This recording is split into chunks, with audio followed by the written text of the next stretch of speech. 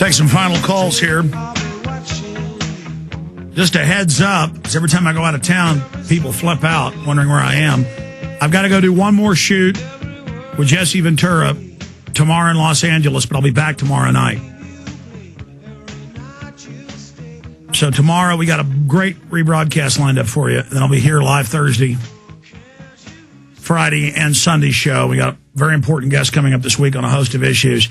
Let's go to William in New Jersey. William, you're on the air. Hello, Alex. How are you today, except for that headache? Pretty good. I just wanted to comment on something that one of your callers had mentioned earlier.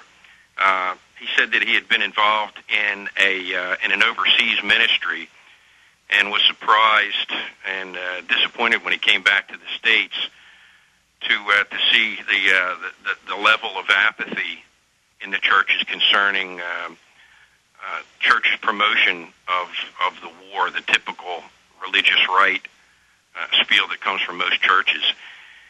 And, you know, the reason for that is really it's so blatantly obvious.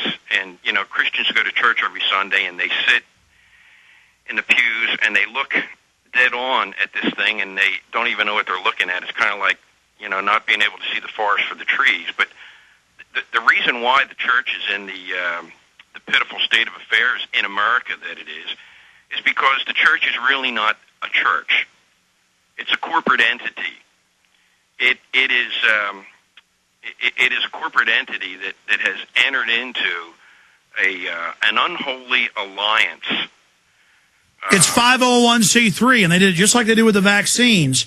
In the 50s, they said, oh, just sign this form. It's your tax waiver, not knowing it was waiving all their First Amendment rights that Congress shall make no law respecting an establishment of religion or prohibiting the free exercise thereof. And by signing that tax exemption form, they became a charity under federal control, not a church under the First Amendment.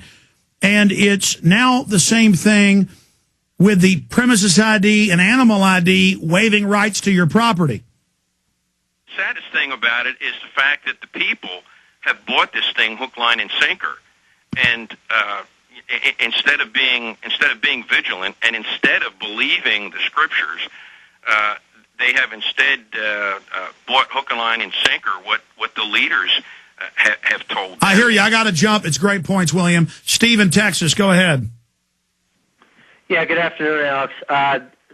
I called to talk about a few weeks ago. You had Dr. Sherry Tenpenny on, and then you had to break because you had your crew calling in from the fiasco there in Pittsburgh. And Dr. Tenpenny asked you a question. You were talking about the flu. What can we do, Alex? I wanted to give some pointers about that. First of all, okay, and the doctor you had on earlier, he alluded to the